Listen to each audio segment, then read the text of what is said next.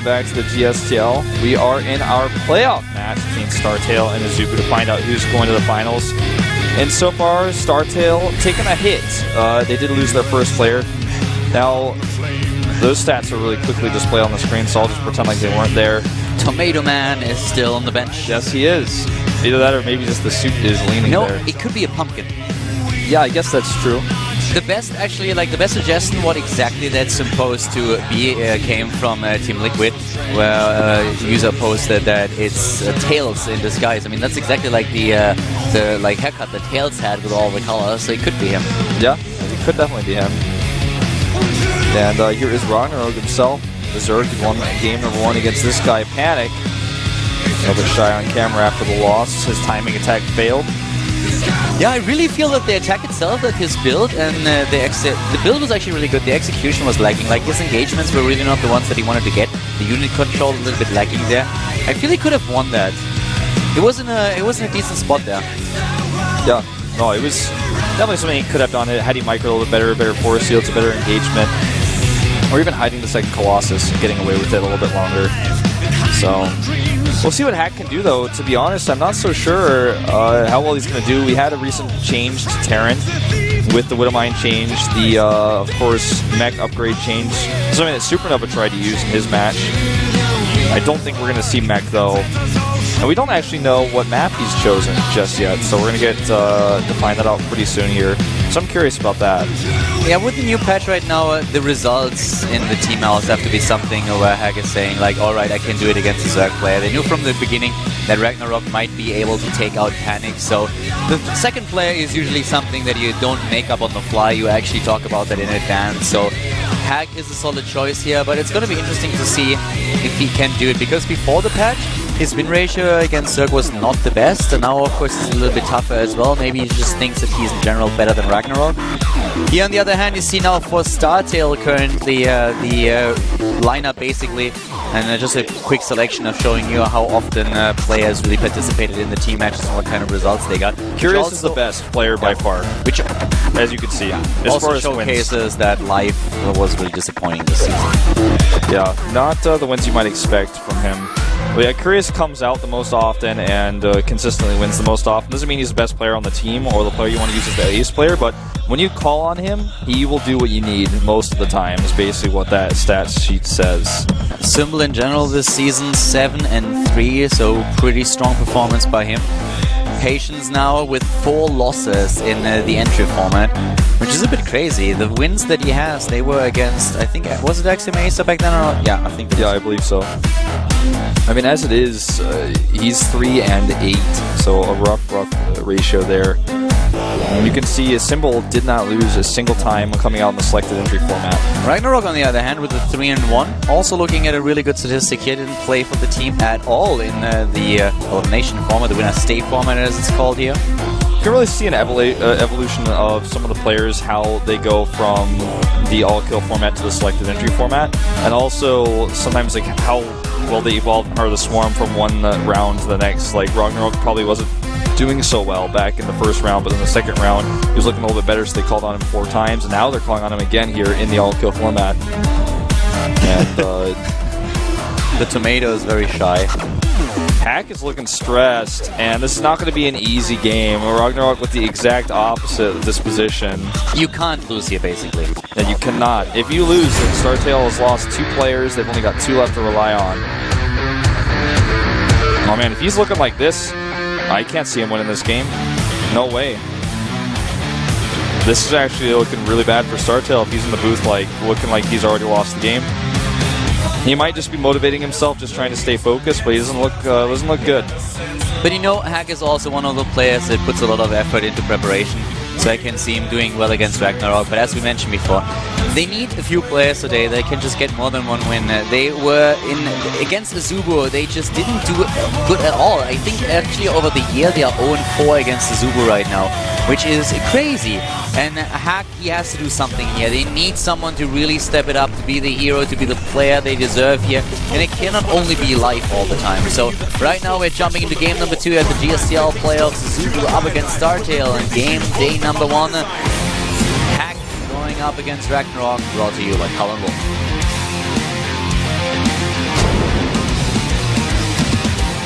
And starting to the top right of the map, we have our Terran player for Team StarTale, the second player. It is StarTale, Hack. They need him right now. They are down 1 game already. And Hack is up against the starting player of Team AZUBU, victorious in game number 1 against Panic. AZUBU Yeah, AZUBU Ragnarok. Some call him Rag. From Rag to Ragnarok. Yeah. And just to give you a few information, keep in mind that we had a recent patch in Terran vs. Zerg, and one of the things that got nerfed a little bit was the damage that Widowmines dish out, especially how they deal the damage. And that is something, of course, that was in favor of Zerg players in the matchup. So Hack before the patch was 9 and 10, so below a 50% win ratio against Zerg. He lost most of his games against really strong opponents on the other hand. I love my mommy. Well, that's good to hear, you know. She's probably done a lot for you. Mom, I'm on camera. Coming back to the point though, the players that he lost against, Soulkey, Jaedong, Effort, Symbol, Viola, you know, big names, like players that are really strong and difficult to face. So that's something that you have to consider here. But of course the recent change definitely makes his job a little bit harder here. And if you look at Ragnarok, he's currently 12 and 9 in the matchup with a 57% win ratio. He's looking pretty good. And he lost to Hack already once. And that is something that you really have to emphasize once again here.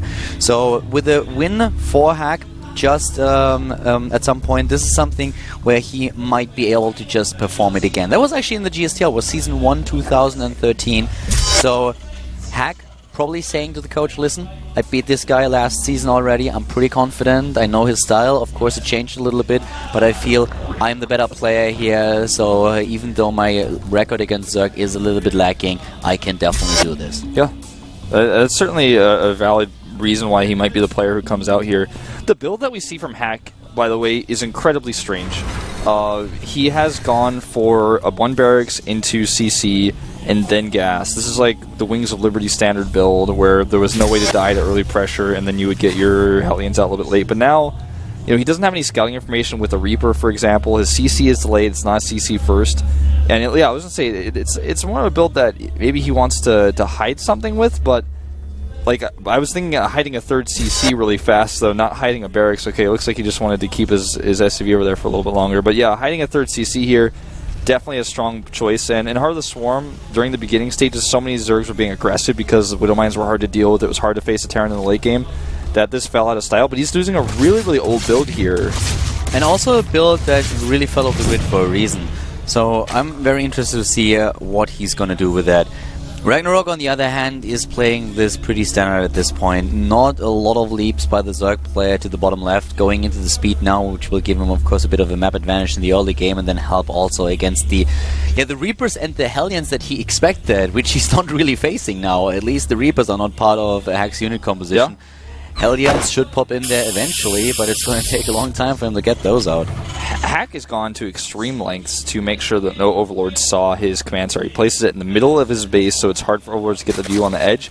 He sent Marines outside of his base to hunt Overlords to the south. There weren't any. Then he sent his Marines to the north to make sure no Overlord can come in there either. And so there's no way for Ragnarok to actually get information about that 3rd command center. So far the risk that he's taking is paying off, unless Ragnarok just randomly decides to be aggressive, which is not really the way that Ragnarok plays. It doesn't make choices out of randomness. And it would also be shut down by the bunker that we already have there, at least to a certain extent.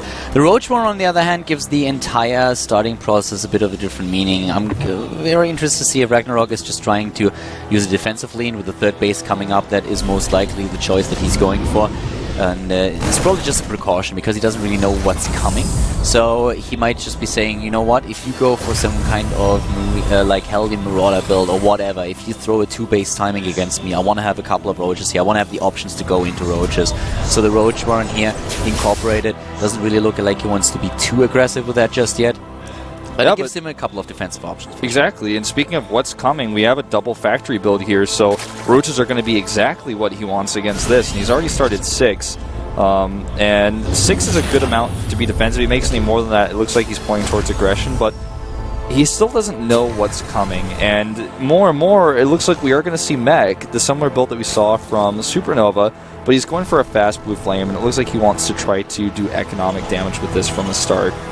Yeah, we have only a few roaches as a defensive measure, so just to something to bounce between the 3 bases and make sure that those Hellions don't get a lot of kills. He started that upgrade for the Overlords with the speed pretty fast after the initial roaches, so there was already no chance for him to really go into a massive timing here. He also didn't have the free supply that he needed for that, started to build a couple of drones, and that's about it. So we see him now going into double evolution chamber for the upgrades and also the tech in lair, but these 6 roaches on the map will give him a lot of safety, and as you already said, we have a more mech-oriented style now coming out from Hack with the Blue Flame upgrade, with the Stopper now done.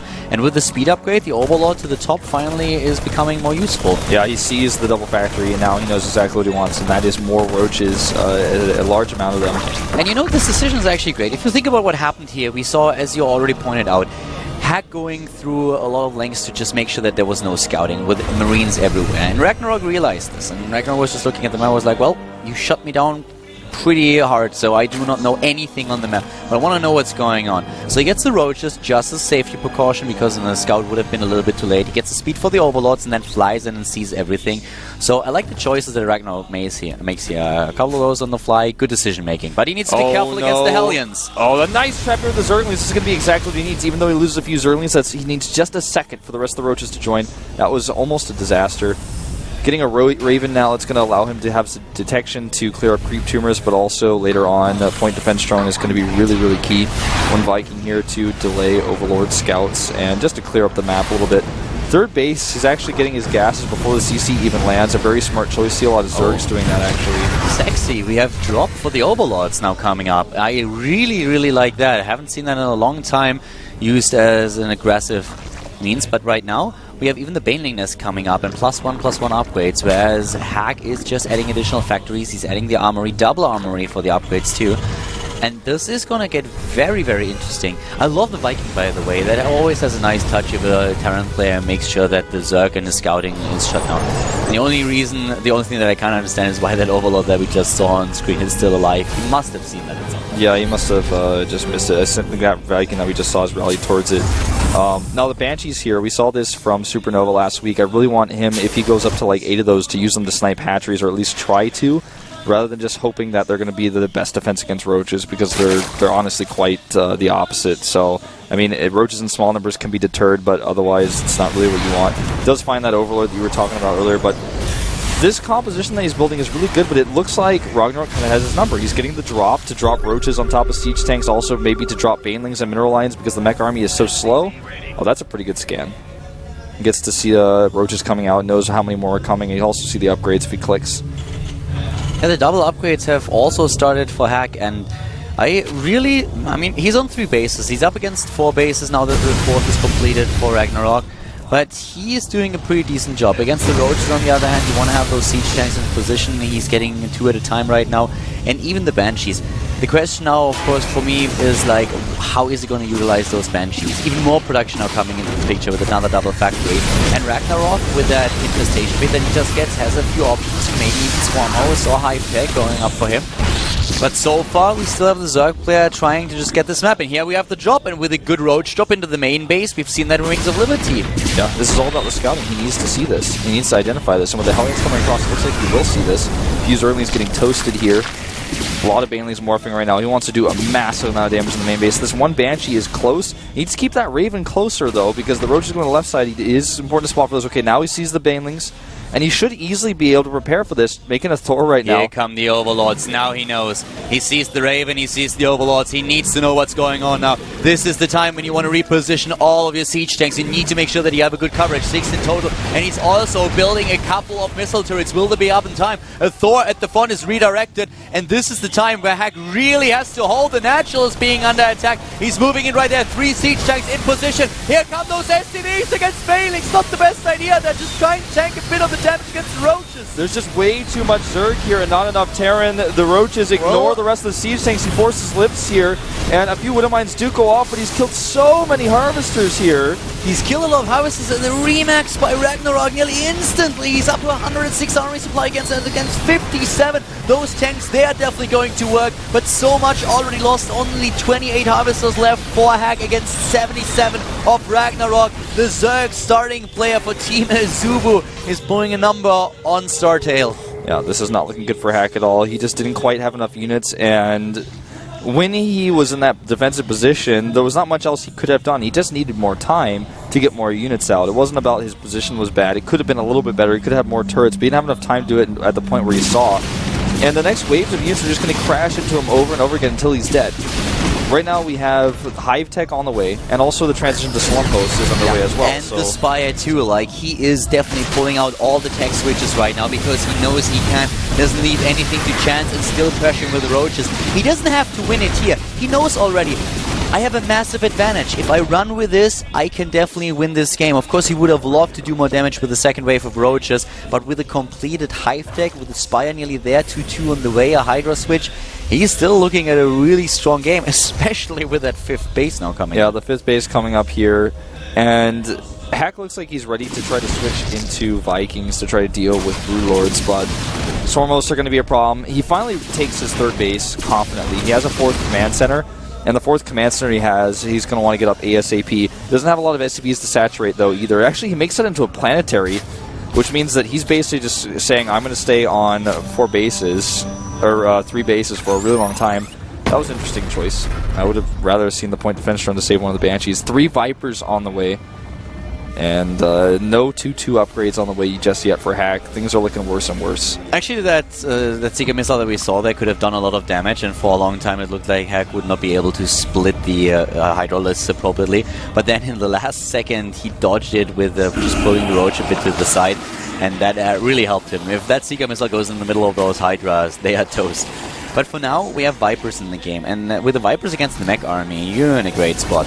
So Ragnarok definitely not in a position where he has won the game just yet, but he has a massive lead. If you see the minerals for him alone, you realize quite fast that with all those lava at his disposal, he can remax immediately after the next fight. He's probably just going to take the gases at his 5th base because that's all he needs to really solidify his position here. He's getting +3 Carapace right now, which will soon be joined by +3 attack. This army that he has that he's going to attack with is just going to trade as best as it can. And then he's going to use that Remax with the higher tech units with the new gas he's getting right now. I don't know what this Thor was thinking, but it was not the right choice. Yeah, I mean, that's a free Thor right there, and that's, of course, what you love when you're a Zerg player as a Terran. It's a really bad move.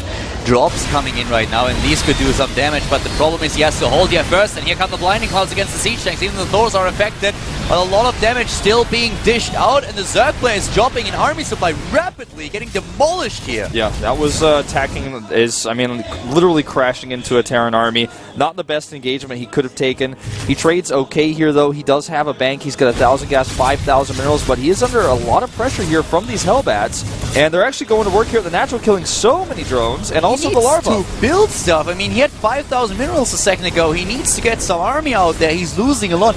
I'm a bit afraid that he might actually be falling apart. Yeah, he's losing so much larva here, too. I mean, every single... 50 killed by Ragnarok, 19 by Hack. And that was the exact opposite earlier. We had those 50 killed right at the beginning, but now with 20 kills on Hack's side, he might be able to at least stop put a stop to Ragnarok's momentum. Yeah, and what he really needs to do, I feel, is take a 4th base. If he can go over and kill it over at the top left and take a 4th base and get that extra gas, he can really start to max that mech army out and get it ready and prepped up here. He needs to get the additional upgrades continuing as well.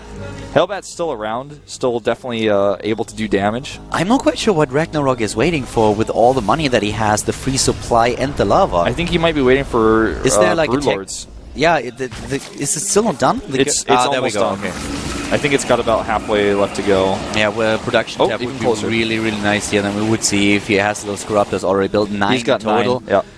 Needs a bit more than that, though. But yeah, with the Broodlords, he will definitely have a good weapon at his disposal. The problem for him really being that there are already a bunch of Vikings and Thors in the game. Yeah, and they're about to have +2 with the armor helping them out as well. How many? I don't think he got any more Ravens, so point defense run is not going to be an ally for him here in this game. There goes that 4th base on the other hand. That's what he really needs to defend against the Broodlords. If he can do that, then he has to, of course, move into the next stage of the game, which is using that mech army, somehow trying to make it mobile. And we have another base also coming up for Ragnarok now at the bottom right of the map. His mineral count is insane. But we have also a maxed out army for Hack. And that's where things are starting to get a little bit dicey. Whoever wins the next fight, if Hack, for example, is able to demolish this army, then he would be in a great spot to take out the bases of his opponent. It's all about how can he position his units. And one of the things that we do not see that we saw against Supernova are infestors. Yeah. And no fungals here. No infestors, no fungals. We saw Swarmhost's Locust upgrade being researched. He didn't go for any Locusts either. What are those Broodlords doing in the middle of the map already? They are so exposed right now. There's nothing here to help them. It's like he thought there weren't going to be any Vikings.